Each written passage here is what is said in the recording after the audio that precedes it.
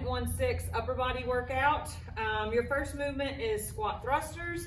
So squat thrusters, weight start at the shoulder width apart, abs in nice and tight. You're gonna drop into your squat and you're gonna use your squat to thrust the weights. It is not a squat overhead press, okay? So using the legs, abs in nice and tight, drop, squat thrust. Use the force of the legs to help you press the weight up, okay? Squat thrusters.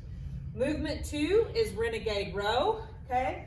You're gonna come to the floor, shoulders stacked over elbows, over wrist, abs are in nice and tight, nice and flat. You're gonna give me 1 push-up.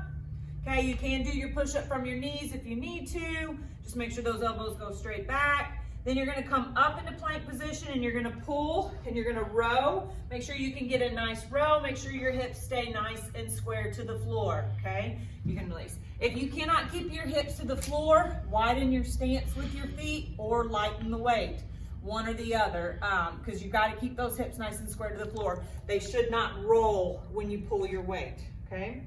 Number 3 is Poliquin lat raises.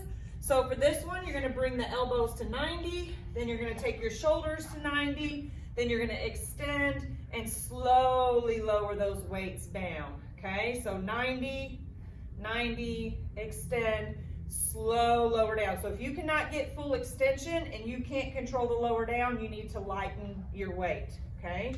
Those are the Poliquin lat delt raises. Then we have transition raises. So this is a lat delt raise to a chest fly, to a reverse fly, to a lower, okay? Lat delt, chest fly, reverse fly, and lower. That's your lat delt raises.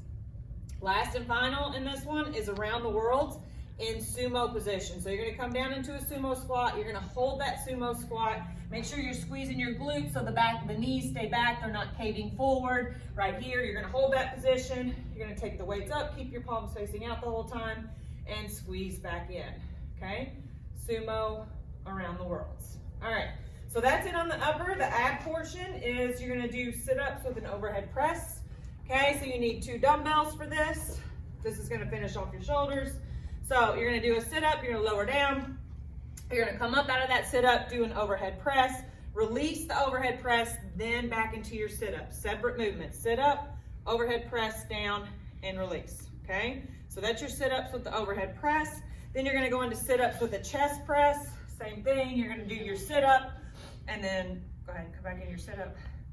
And you're gonna press the weight straight out, fully pull them back in, then lower into your sit-up. Separate movements, sit-up, chest press, release, lower your sit-up, okay? So there's your sit-up chest presses.